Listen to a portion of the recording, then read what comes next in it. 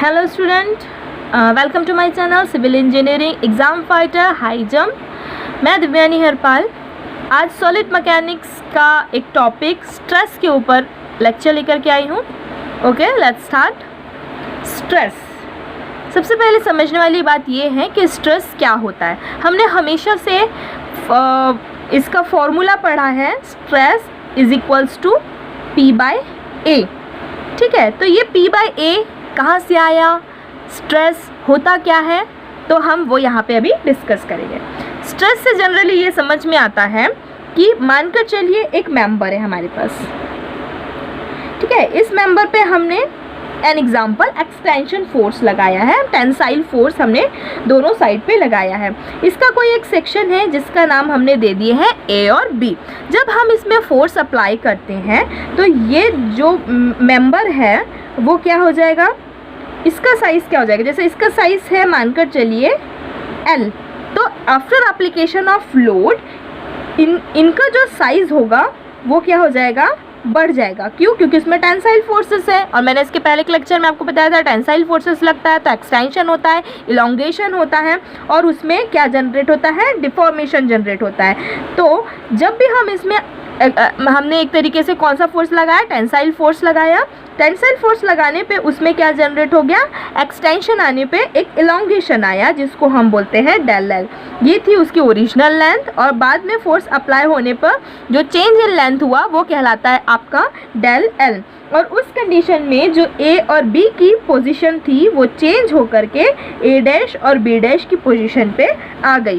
तो इससे हम ये बोल सकते हैं कि जो डेल एल है ये क्या कहलाता है, इलोंगेशन कहलाता है। और इसी को हम क्या बोल सकते हैं, डिफॉर्मेशन। क्योंकि मैंने डिफॉर्मेशन का आपको डेफिनेशन क्या बताया था, when application of a load change in the dimensions called deformable body। ठीक है, तो इट मीन्स अब यहाँ पे देखिए हमने यहाँ पे फोर्स लगाया मेंबर पे, P फोर्स लगाने पे जो उसमें चेंज इन लेंथ हो गया या चेंज इन डायमेंशंस आप बोल सकते हैं, वो क्या कहला गया आपका, डिफॉर्मेशन। और ये बढ़ रहा है, इसलिए हमने डेल एल को किस में बताया है कि वो क्या है, इलोंगेशन है। अब ये तो आपको पता चल गया कि डेल एल क्या होता है, डिफॉर्मेशन क्या होता है। तो इससे हम ये बोल सकते हैं कि जो स्ट्रेस होता है इसका फॉर्मूला हमारा ये बनता है कि to resist the application of load on internal force generated member called resisting force, F से डिनोट करते हैं। अब इससे क्या समझते हैं, हमने शुरू से पढ़ा है कि स्ट्रेस इज इक्वल्स टू क्या होता है, load divided by area. But ऐसा नहीं होता है, ये सिंपल लोड नहीं होता। ये कौन सा लोड होता है, ये जो लोड होता है ये कहलाता है एन इंटरनल फोर्स। एक इस मेंबर पे जब ये लोड लग रहा था तो ये मेंबर अपने आप को बचा रहा था टूटने से। तो जो इस मेंबर के अंदर पे फोर्सेस लग रहा था, इस एप्लीकेशन फोर्स को रेसिस्ट करने के लिए वो फोर्स कहलाएगा आपका रेसिस्टिंग फोर्स, और उसको हम कहते हैं कैपिटल F। ठीक है, तो जब भी उसे कोई लोड एप्लीकेशन लोड है किसी मेंबर पे, तो उसको ब्रेक होने से जो फोर्स अंदर ही अंदर बनता है उसको कहते हैं हम रेसिस्टिंग फोर्स, और उसको डिनोट करते हैं F। ठीक है, अब देखते हैं ये F कैसे आया, रेसिस्टिंग फोर्स कैसे हुआ। ठीक है, मेथड ऑफ सेक्शन। अब कभी भी इस सेक्शन का, जैसे अभी डायरेक्ट हमको इलोंगेशन चेक करना है तो हम स्केल लेकर, टेप लेकर इस इलोंगेशन को चेक कर सकते हैं, लेकिन हम इंटरनल फोर्स जो जनरेट इस मेंबर में हो रहा है उसको चेक करने के लिए कोई अलग कैलकुलेशन या मेजरमेंट नहीं है। तो इसके लिए हमें एक मेथड यूज़ करना पड़ेगा, वो मेथड कहलाता है आपका method of section. Let us consider कि मेरे पास एक सेक्शन है। ठीक है, ये सेक्शन पे मैंने लोड अप्लाई किया है, P लोड। ठीक है, फोर्स अप्लाई करने के बाद में इसको मैंने एक सेक्शन से काट दिया है जिसका नाम है XX सेक्शन। अब जब हम इसको फ्री बॉडी डायग्राम FBD में ड्रॉ करते हैं तो ठीक है, ये हो गया आपका फ्री बॉडी डायग्राम, ये फर्स्ट मेंबर हो गया, ये सेकेंड मेंबर हो गया।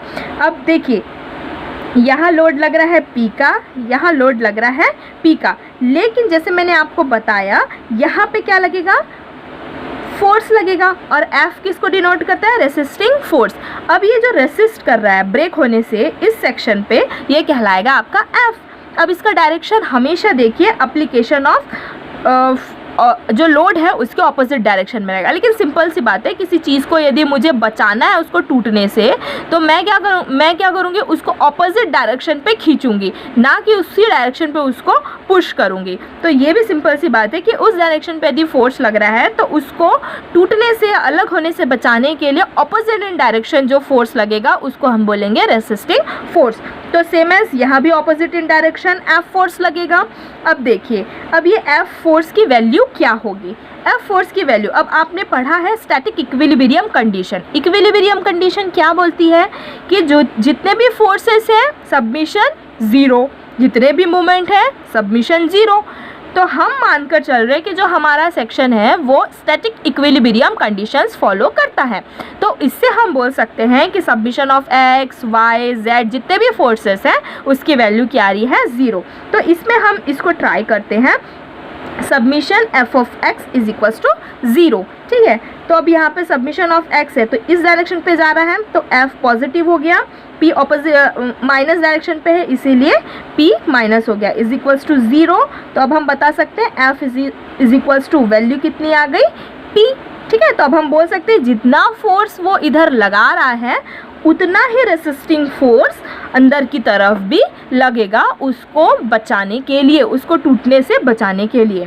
ओके, तो आई होप आपका जो ये रेसिस्टिंग फोर्स है उसका कॉन्सेप्ट और उसकी वैल्यू कैसे कैलकुलेट करते हैं, उसका डायरेक्शन कैसे कैलकुलेट करते हैं, तो वो आपने समझ लिया होगा। ओके, सो आगे आते हैं, स्ट्रेस। अब ये स्ट्रेस क्या होता है, जैसे मैंने आपको बताया कि जो फॉर्मूला है वो ये नहीं है फोर्स डिवाइडेड बाय एरिया जो हमेशा हम पढ़ते आए हैं। स्ट्रेस का फॉर्मूला होता है resisting force divided by cross sectional area. Resisting force मतलब जो अप्लाइड फोर्स है उसको बचाने के लिए, टूटने से बचाने के लिए मेंबर को जो अंदर में फोर्स जनरेट होता है वो कहलाता है आपका रेसिस्टिंग फोर्स। और फोर्स डिवाइडेड बाय एरिया का फॉर्मूला किसका होता है, स्ट्रेस का होता है। अब देखते हैं कि ये F/A resisting force by cross sectional area बना कैसे। कंसिडर करती हूँ, जैसे यही मेंबर है, इसी मेंबर को मैं यहाँ पे कंसिडर करती हूँ। कोई एक सेक्शन था, ठीक है, यहाँ पे बहुत सारे छोटे एरिया है। ठीक है, ये पूरे ओवरऑल एरिया ना लेते हुए मैंने यहाँ पे बहुत सारे छोटे एरिया लिया है। अब हमने ये जो पूरा वैल्यूज़ कैलकुलेट किए थे वो कितना कैलकुलेट किए थे, F is equals to P, है ना। तो ये पूरे एरिया में जो रेसिस्टिंग फोर्स लग रहा है वो होगा F। लेकिन मैंने माना है ये एक छोटा सा सेक्शन, ये मैं बोल सकती हूँ ये कहलाएगा छोटा सा एरिया, मतलब डेल A मैं इसको लिख सकती हूँ। और हर एक जो एरिया है वो कुछ ना कुछ फोर्स, रेसिस्टिंग फोर्स तो बियर कर रहा होगा। तो वो जो फोर्स कैरी कर रहा है मेरा डेल A, मैंने उसका रेसिस्टिंग फोर्स ले ली हूँ डेल F। ठीक है, सो ये बहुत छोटा पोर्शन है तो इसमें मैं लिमिट अप्लाई कर सकती हूँ। Stress is equals to limit del A tends to zero del F divided by del A। ठीक है, फोर्स पर यूनिट एरिया। अब ये हमने इस सेक्शन के लिए, एक छोटे से एरिया के लिए इसमें लिमिट हमने अप्लाई कर दिया। अब लिमिट अप्लाई करने पर अब इसको हम आगे सॉल्व करते हैं। अब लिमिट है तो हम इसको डायरेक्ट लिख सकते हैं, stress del F divided by del A। इसको यहाँ पे हम रीअरेंज करेंगे तो हमारा वैल्यू होगा dF is equals to stress dA। ठीक है, स्ट्रेस dA। अब इसमें हम क्या करेंगे, इंटीग्रेशन करेंगे, इंटीग्रेशन। ठीक है, तो जब हम इसमें इंटीग्रेशन करेंगे del dF is equals to stress integration del A।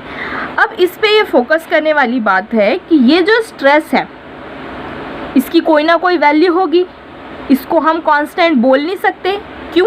क्योंकि हर एक एरिया में स्ट्रेस की वैल्यू भी अलग अलग होगी। अब ये कांस्टेंट तो है नहीं जिसे इसे हम अलग कर लें, तो इसके लिए हम इसको एवरेज स्ट्रेस मानकर चलेंगे। अब ये क्यों मानेंगे, अब देखिए एक सेक्शन है, एक क्लास है जिसमें 4 लोग हैं, 1 2 3 and 4। ठीक है, अब ये चारों की उम्र क्या होगी, अलग अलग होगी। कोई 20 है, कोई 21, कोई 22, कोई 23, इस तरीके की उनकी एज है। ठीक है, अब यदि मेरे को इसमें अप्रॉक्सीमेट या फिर मेरे को एवरेज निकालना हो तो मैं क्या करूँगी, ये सब का प्लस डिवाइडेड बाय नंबर। तो ये जो वैल्यू आएगी, हमारी जो एवरेज एज आएगी, एवरेज जो एज आएगी वो क्या होगी, एप्लीकेबल होगी पूरे एज वाले लोगों पे। ठीक है, तो वही कंडीशन हम कहाँ पे अप्लाई करेंगे, हमारे इस इंटीग्रेशन पे। अब जब हम बोल सकते हैं कि जो स्ट्रेस है ये स्ट्रेस नहीं रहेगा, अब ये क्या हो जाएगा, एवरेज स्ट्रेस हमारा हो जाएगा, जो कि अब क्या बन गया, कांस्टेंट बन गया। अब यदि ये कांस्टेंट बन गया तो हम इसको आगे सॉल्व कर सकते हैं। इसको हम आगे सॉल्व करते हैं। डेल एफ है, इंटीग्रेशन लगने पर f is equals to, stress तो हमारा कांस्टेंट हो गया। ठीक है, एवरेज बनाए उसको इसीलिए, और ये इसका आ गया ए। जब उसको हमने इंटीग्रेट किए तो अब हम यहाँ पे लिख सकते हैं stress is equals to F by A. ठीक है, यहाँ से आया हमारा फॉर्मूला एफ बाई ए का। ठीक है, तो अब इसमें हमको ये पता है कि ये जो एफ है वो क्या है हमारा, F is equals to resisting force to the cross sectional area. अब हम तो फॉर्मूला शुरू से पढ़ते आए हैं कि stress is equals to P by A है, तो इसका आंसर भी हमारे पास ये है कि जब हमने इसे सॉल्व किया था तो यहाँ पे ये चीज़ क्लियर हुई थी कि F इज इक्वल्स टू क्या होता है, P। ठीक है, तो अब हम बोल सकते हैं कि जबकि जो F है, F इज इक्वल्स टू क्या होता है, P, देयरफॉर हम बोल सकते हैं कि stress is equals to P by A। ये हमारा बना फॉर्मूला स्ट्रेस का, जो कि load by cross sectional area नहीं है, resisting force by cross sectional area है। ये देखिए, resisting force cross sectional area.